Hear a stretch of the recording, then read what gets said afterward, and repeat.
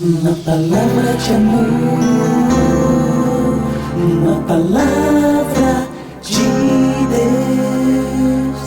Olá, muito bom dia, uma excelente sexta-feira para você.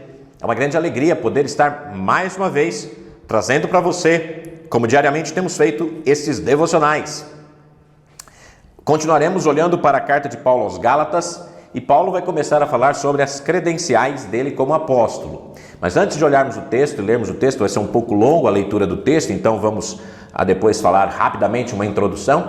Quero mais uma vez convidar você a domingo a acompanhar a nossa EBD online, a partir das 9h30 da manhã. Nós estamos estudando o livro de Apocalipse, Desvendando o Apocalipse. Você é nosso convidado para assistir, acompanhar, tirar suas dúvidas.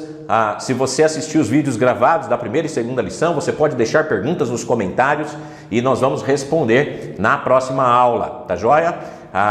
É uma alegria poder estar servindo ao Senhor através destes momentos e destes eventos, tá ok? Muito bem, nós vamos ler Gálatas capítulo 1, versos 10 em diante. Diz assim: por acaso eu procuro agora favor das pessoas ou favor de Deus? Ou procuro agradar as pessoas?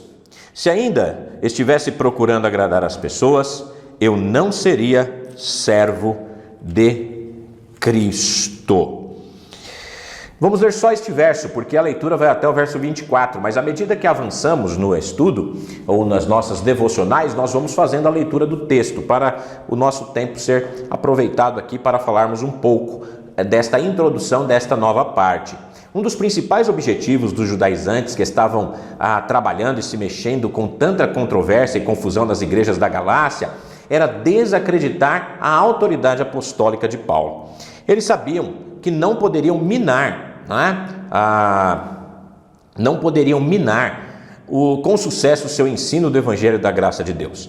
Então o que eles faziam?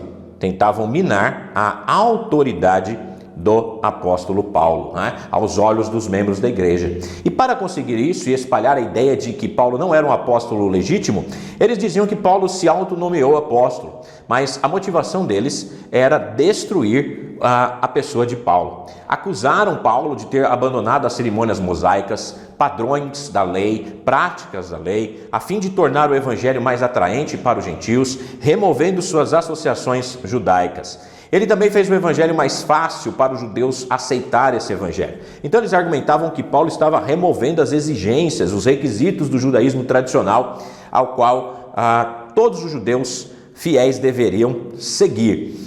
E a estratégia parece que estava funcionando, Essa estratégia de minar as pessoas, de mentir, de espalhar fake news, não é nada novo, Não é nada novo, é algo antigo, é algo que já vem acontecendo. E aconteceu com Paulo. Eles estavam minando a autoridade de Paulo. Eles estavam tentando diminuir quem era Paulo, acabar com quem era Paulo.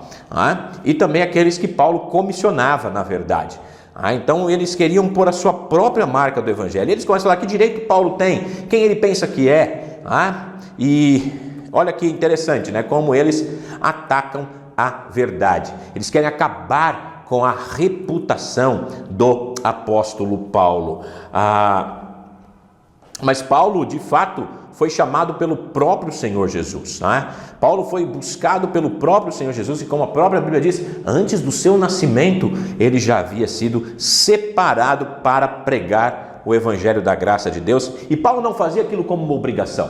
Paulo fazia aquilo com alegria, com satisfação, sabendo que aquilo era uma dádiva de Deus para ele. Deus deu a ele aquela oportunidade de pregar esse Evangelho, de anunciar esse Evangelho. E Paulo, então, o faz, de uma maneira tranquila, Ele se viu como o menor dos apóstolos e tudo mais. Ele sabia que ele era um nascido fora do tempo, mas que Deus havia o chamado. E nesse início aqui, do verso 10 a 12, por exemplo, Paulo apresenta algumas das credenciais do seu apostolado.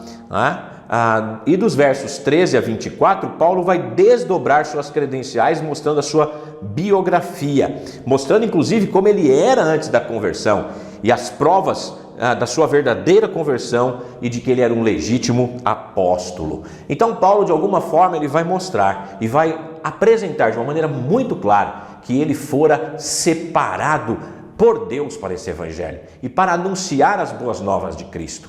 É interessante como as pessoas tentam destruir a reputação dos outros inventando mentiras, enganos, palavras maliciosas, palavras mentirosas, não é? Como a gente vê isso, né? De maneira geral, nos meios políticos e tantos outros, principalmente nesse meio, né? Independente de parte que a gente possa defender ou de lado que a gente possa defender, como as pessoas querem destruir a reputação dos outros, como as pessoas inventam mentiras. Irmãos, isso não é de Deus. O crente, ele foge disso, né? O crente odeia isso. Porque, na verdade, ele quer, sempre a verdade. Porque o Senhor, o nosso Deus, é o Deus de toda a verdade. E o pai da mentira, como bem sabemos, é o diabo, é Satanás.